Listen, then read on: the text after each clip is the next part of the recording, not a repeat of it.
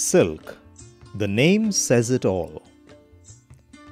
Silk is an embodiment of sheen, splendor, and luster.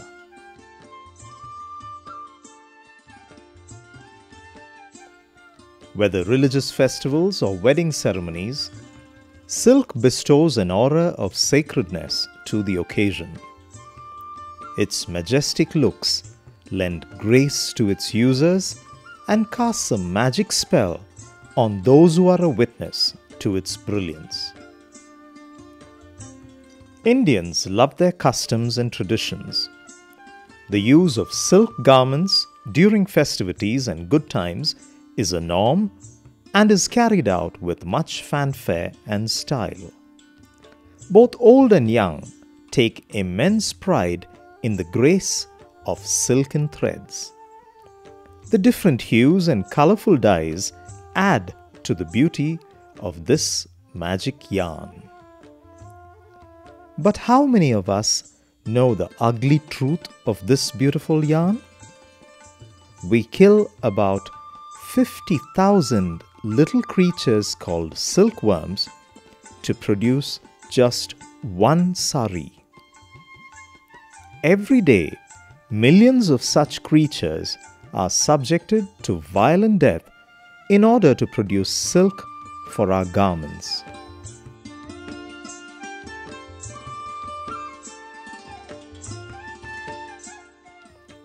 For us Indians, it is an uneasy compromise.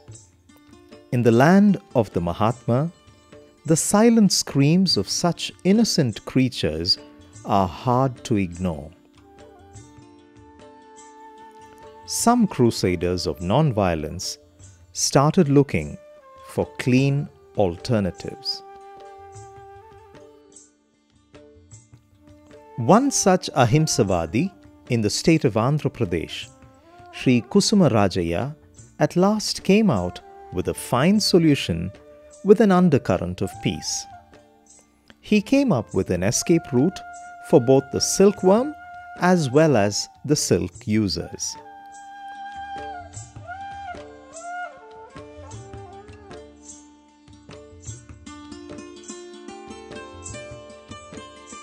The worms now fly to live a life of newfound freedom, and the lovers of silk can still wear their lustrous clothes guilt-free. Before we talk of this peace-loving man and his mission, let us look at the process of extracting silk.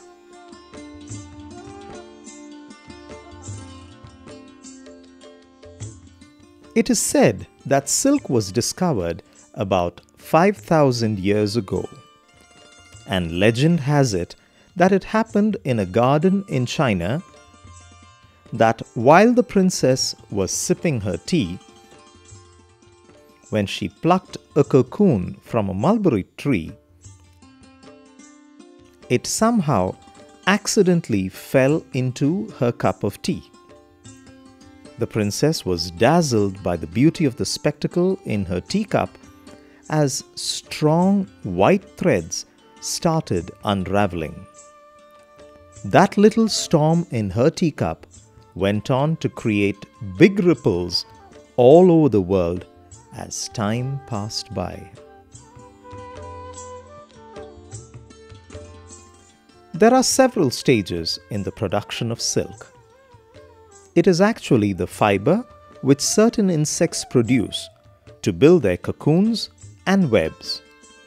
In fact, many insects produce silk, but it is the filament produced by the mulberry silk moth called Bombyx mori, which is used by the commercial silk industry to produce the yarn. Silk filament comes from the cocoons built by the silkworms, which are not worms in a real sense, but only silk moth pupae.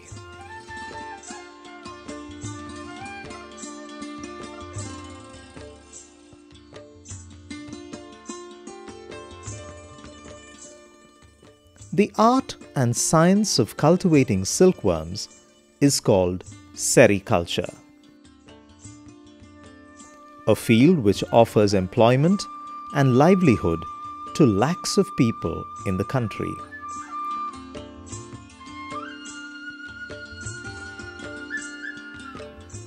Let's see how it works.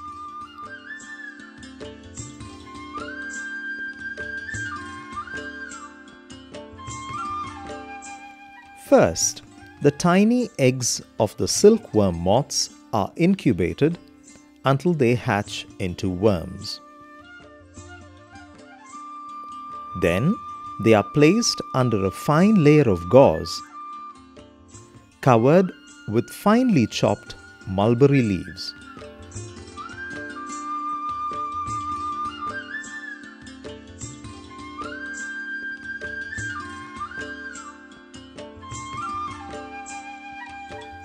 For 6 weeks, the caterpillars or the silkworms eat almost continually and voraciously.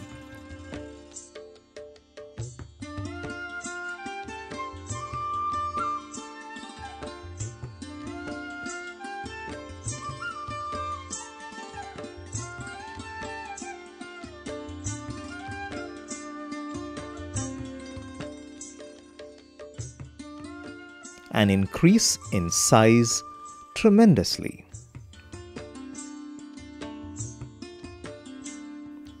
These worms are then made to build their cocoons, and they do it as one continuous length of silk filament.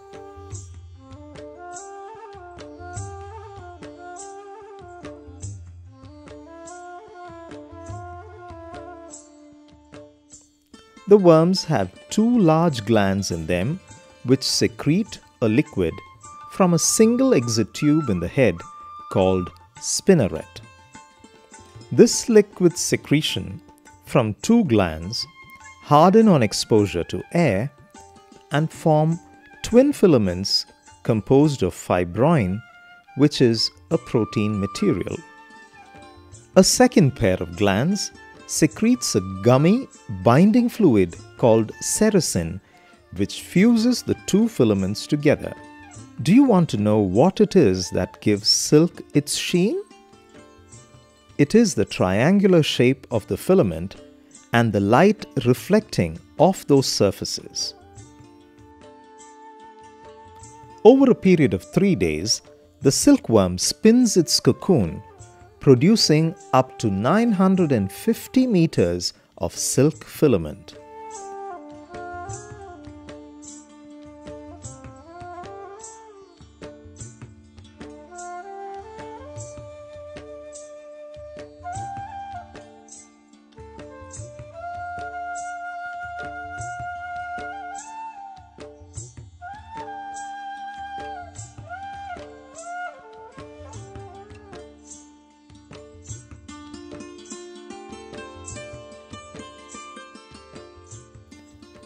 Supposing the moth were allowed to hatch, the silk strands would be broken and no silk would be obtained.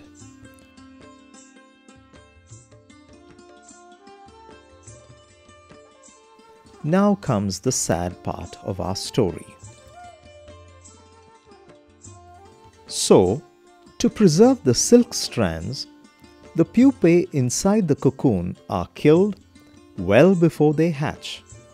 Hot air or steam is used for this gruesome act.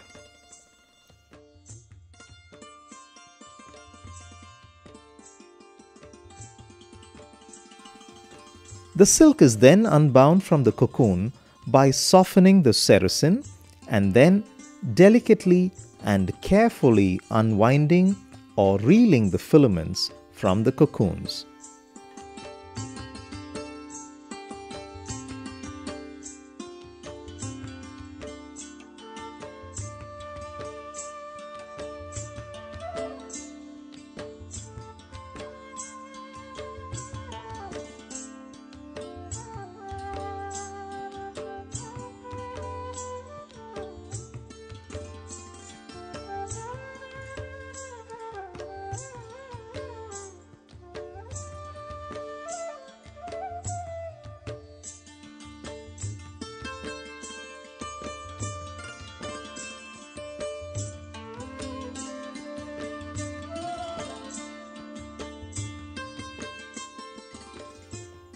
How do you differentiate between raw and soft silk? Raw silk is the one which still contains sericin. Once sericin is washed out in soap and boiling water, the fabric is left soft and lustrous, and this becomes 30% lighter too. Then, the strands are wound together in a process known as throwing to create a silk yarn. Depending upon the number of standards and twists, the weight and texture of the silk yarn is determined. Understanding silk would be incomplete without knowing denier and hank. The thickness of silk filament is expressed in terms of denier, the number of grams of weight per 9,000 meters of filament, and spun silk is given a numerical designation based on the number of hanks, that is 840 yards length per pound of yarn.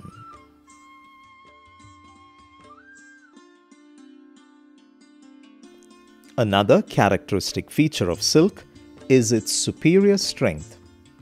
It is amazing to note that silk filament is as strong as steel of the same thickness.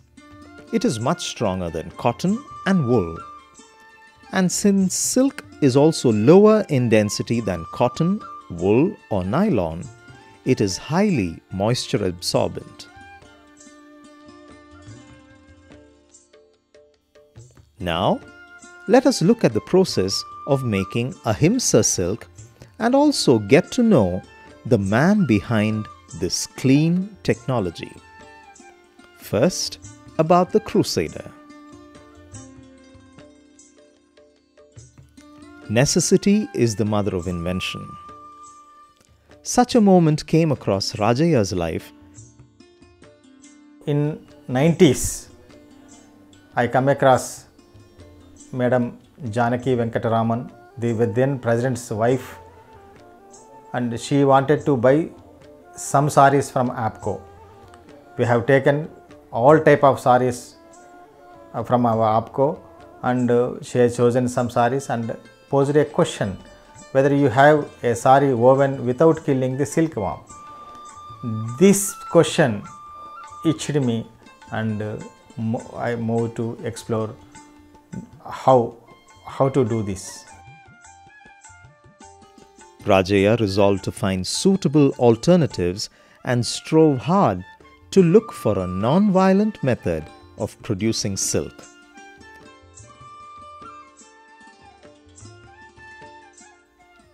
Meet Sri Kusuma Raja of Warangal, Andhra Pradesh. Born into a family of weavers, Rajaya pursued the dream of being an expert in weaving technology and went to Salem, Tamil Nadu, to complete his diploma in handloom technology. He later joined the AP State Handloom Weavers Cooperative Society as a technical officer and offered guidance to weavers in weaving new designs and quality control procedures. Since I am the handloomist, I know how the silk is made and how the other fibers are made. Then I attempted the Ahimsa way, and I selected some cocoons. After piercing the cocoons, I made sample production of 2 sarees in 91-92.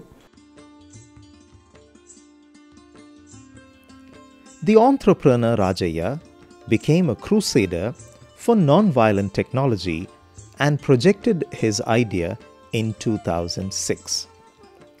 Today, Rajaya is a beacon of hope to many small and medium-class weavers who aspire to market Ahimsa fabrics among the niche clientele in different parts of the world.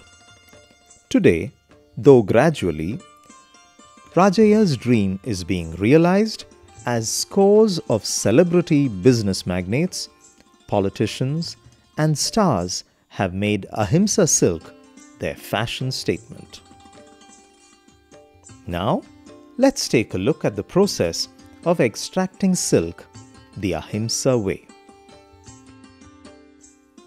The Ahimsa method in the silk production process itself was the innovation. His approach was novel, fresh, and unexpected. The idea of putting an end to the violent death of the silkworms was the aha experience for Rajaya. The silken touch of Rajaya defined peace in a new context and altered the meaning of life itself. Putting the cocoon in hot water was a strict no-no for him. He patented the technology of spinning the yarn by allowing the insects to escape at the most appropriate time and then use the quality produce.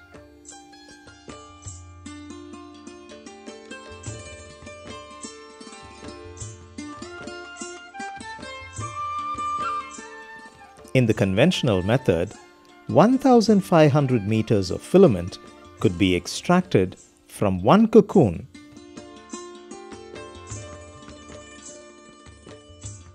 and over 95% of the yarn could be used.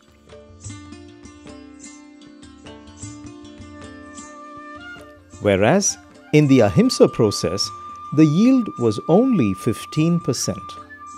It was a huge compromise. Rajaya had to withdraw from reeling as well as hand spinning.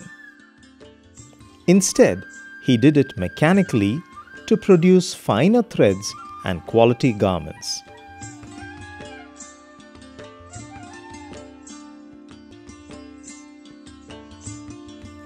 Though this process was costly and labor-intensive, it was very satisfying and filled him with a sense of freedom and peace.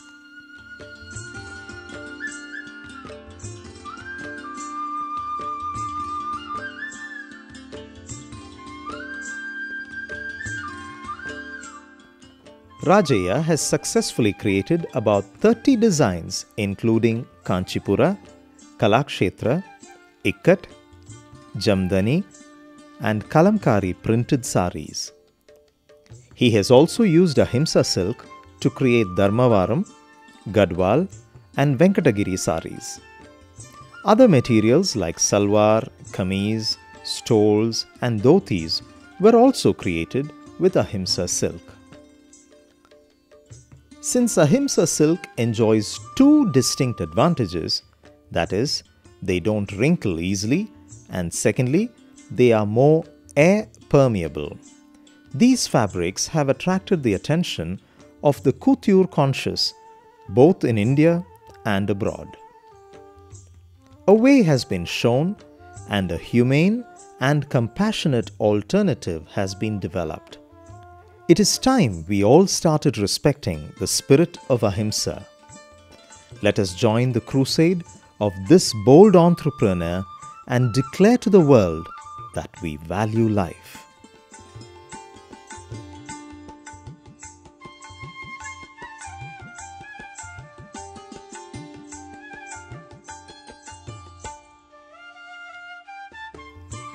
We are not human beings on a spiritual journey. We are spiritual beings on a human journey.